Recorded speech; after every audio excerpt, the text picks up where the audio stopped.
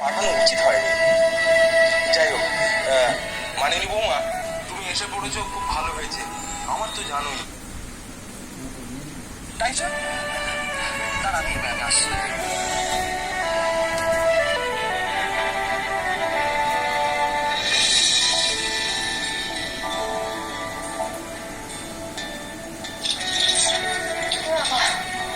অনেক বেলা হয়ে গেল যে, উনি তো সকালবেলা আবার চা না পেলে মেজাজ গরম করে। মা, উঠে পড়েছিস? আমি সবে ভাবছিলাম যে তোকে একবার ডাকি। আমি রুগী দেখে সবে ফেললুম। অনাথ কই রে? উনি মানে বাইরে আছেন বোধহয়। না, এই তো আমি দাওয়ায় উঁকি মেরে এলুম, সেখানে তো কেউ নেই। তবে উনি আমার ছেড়ে বাড়ি চলে গেলেন? হ্যাঁ, কি বলছিস মা তুই? বাড়ি চলে গেল মানে? ও কি আমার উপর রেগে রয়েছে? না মানে আমার আত্মীয়তায় কি কোনো... না না বলো, তুমি এত অস্থির হয় না, আমি বাইরে দেখছি। ও মা, কি হয়েছে? কাকা বাবুর মুখখানা অমন লাগছে। বলি, তোমার মুখখানা তো শুকনো পানা ভাই। কাকা বাবু, সকাল সকাল কি কিছু হলো?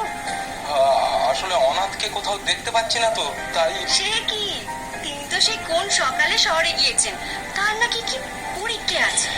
হ্যাঁ বৌমা, তুমি এত সব জানলে কি করে? আমার উনি তো তাকে শহরে নিয়ে গেছেন, ওই কলেজে কি সব পরীক্ষা টরীক্ষা আছে না, তাই। সর্বনেশ, বলে ফেললুম তো। ও কাকা বাবু, দোয়াই আপনার, আমার উপর রাগ করবেন না। উনি আমাকে বলে গেছেন যে ঠাকুর নাকি মন্দাকে সব বলে গিয়েছে, ও সব জানে। কি গো ভাই, জানো না? আমি এই কথা বলে গেছে যে আমি জানি? তবে কি উনি সুযোগ বুঝে ওই শহরের নারীর কাছে গেছেন আর আমাকে ত্যাগ করলেন?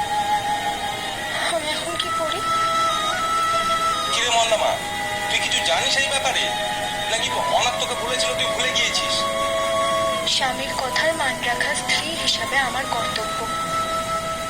হ্যাঁ গো খুড়ো, আমারই ভুল গো। আসলে কাল রাতেই তো উনি ঘুমোতে যাওয়ার সময় আমায় বলে দিয়েছিলেন, আমি ভুলে গেছি। কিন্তু এটা তুমি ঠিক করনি মন্দামা। তোমার শ্বশুর শাশুড়ির থেকে আগে অনুমতি না নিয়ে তোমার অনাথকে শহরে পাঠানো উচিত হয়নি।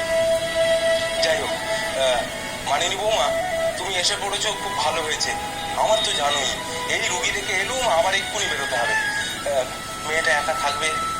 আপনি কিচ্ছুটি চিন্তা করবেন না কাকা মশাই, আমি তো বাড়িতে একদম দৌড় হেঁটে এসেছি। উনিও তো নেই, তাই বাড়িতে আমি একা কি করব? ভাবলুম সারাদিন এসে মন্দার সঙ্গে কাটাবো। যাক বাবা, তুমি আমায় নিশ্চিন্ত করলে বৌমা। আমি এখন আসি। হ্যাঁ,